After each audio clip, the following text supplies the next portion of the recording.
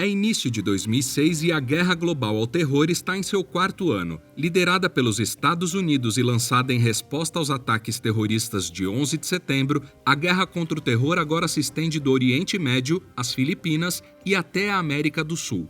Os tentáculos da Al-Qaeda e de outros grupos terroristas afiliados estão se espalhando secretamente pelo mundo, todos com o objetivo de se tornar uma agência multinacional descentralizada capaz de realizar operações terroristas, mesmo que uma célula seja destruída em outro lugar. A expansão foi incrivelmente bem-sucedida e, infelizmente, causaria a morte de milhares em 11 de setembro de 2001 para acordar políticos de todo o mundo com os gritos das agências de inteligência que os alertaram sobre a expansão do terror durante a década anterior. Os ataques repercutiriam no cotidiano dos americanos, em larga escala, vendo seus militares lutando em solo estrangeiro, até pequenos inconvenientes, como não poderem mais levar água para um voo. Esta é a história de como chegamos a este ponto. No Paquistão, os Estados Unidos e a Grã-Bretanha estão realizando operações secretas de vigilância e espionagem. Apesar das aberturas de amizade e cooperação, as agências de inteligência de ambas as nações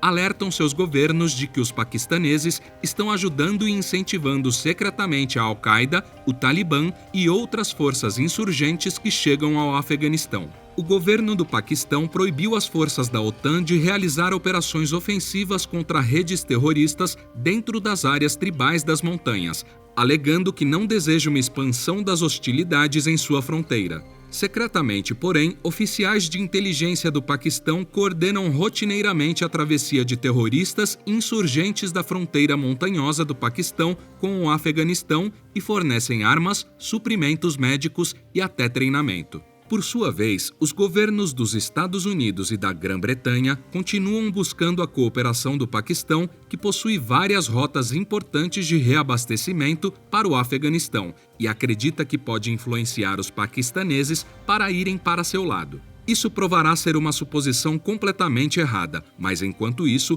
pelo menos os Estados Unidos e a Grã-Bretanha aprovaram o uso de agentes secretos de inteligência dentro do Paquistão, violando seus acordos de não realizar operações de inteligência dentro do país sem alertar a inteligência interserviço paquistanesa, ou ISI. É uma manhã excepcionalmente quente de fevereiro em Islamabad, capital do Paquistão, quando Rashid Rauf entra em sua casa de chá habitual para uma bebida matinal. Cidadão duplo da Grã-Bretanha e do Paquistão, Rauf voa rotineiramente da Inglaterra para o Paquistão. No entanto, com o início da guerra contra o terror, Rauf rapidamente ganhou um lugar em uma lista de observação cuidadosamente selecionada em razão de seus inúmeros laços com grupos militantes, alguns dos quais tinham opiniões muito extremistas. Um desses laços inclui seu casamento com uma parente de Maulana Masood Azhar, chefe e fundadora do Jaish-e-Mohammed, um grupo terrorista militante cujo objetivo é separar a Caxemira da Índia e fundi-la com o Paquistão.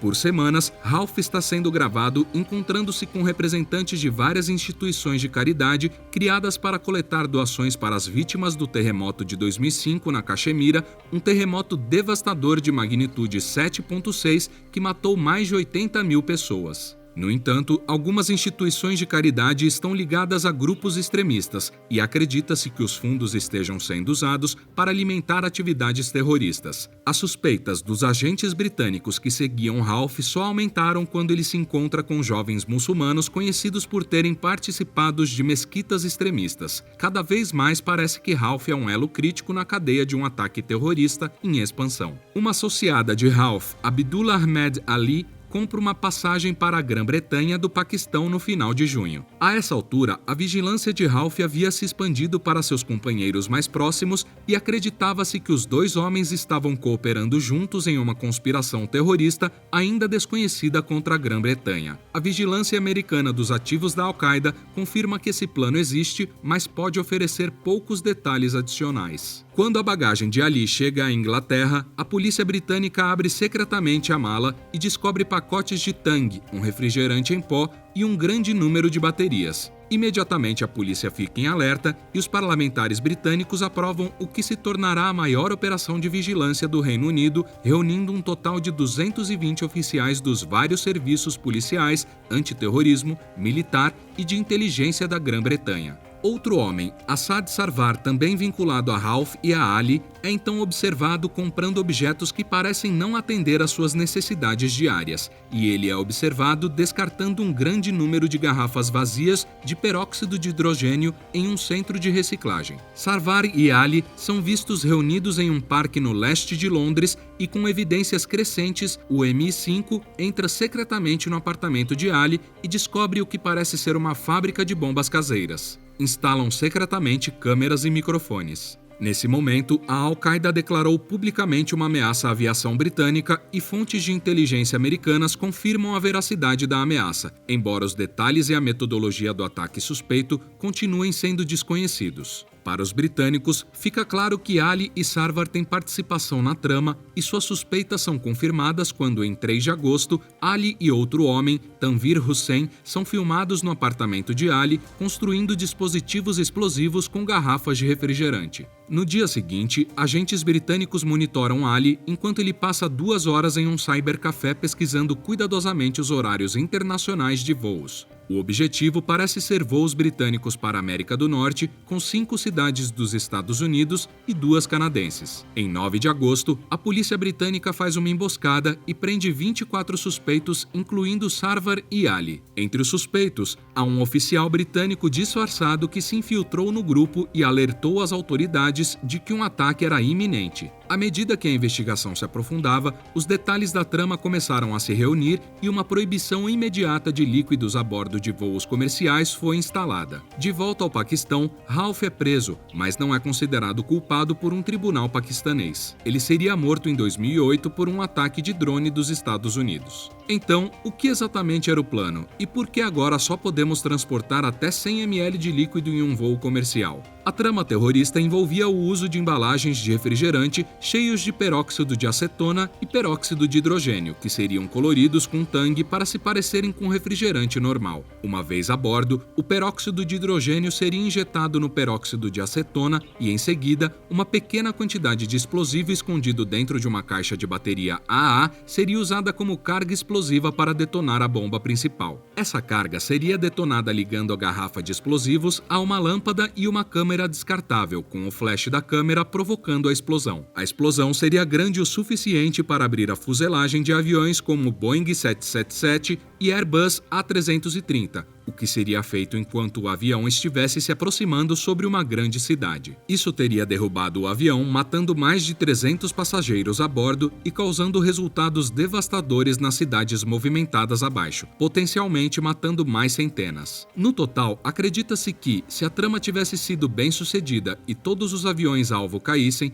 a contagem total de corpos teria sido muito maior do que a dos ataques do 11 de setembro. Imediatamente após a descoberta e o desmantelamento da conspiração, os governos britânico e americano proibiram os passageiros de trazer líquidos a bordo das aeronaves. Com muitos reconhecendo que isso era simplesmente inviável para se manter em longo prazo, especialistas em explosivos e terrorismo em toda a América, Grã-Bretanha e todo o mundo começaram a testar vários explosivos líquidos a fim de determinar se alguma quantidade de líquido seria segura para permitir o retorno aos voos. Por fim, foi determinado que 100 ml de líquido representavam um risco mínimo para aeronaves e passageiros, com a explosão dessa quantidade de líquido não sendo grande o suficiente para danificar seriamente uma aeronave. Embora muitos alegassem que, uma vez no ar, os terroristas poderiam simplesmente trazer a bordo quantidades separadas de explosivos líquidos e combiná-los, foi determinado por especialistas em explosivos que seria impraticável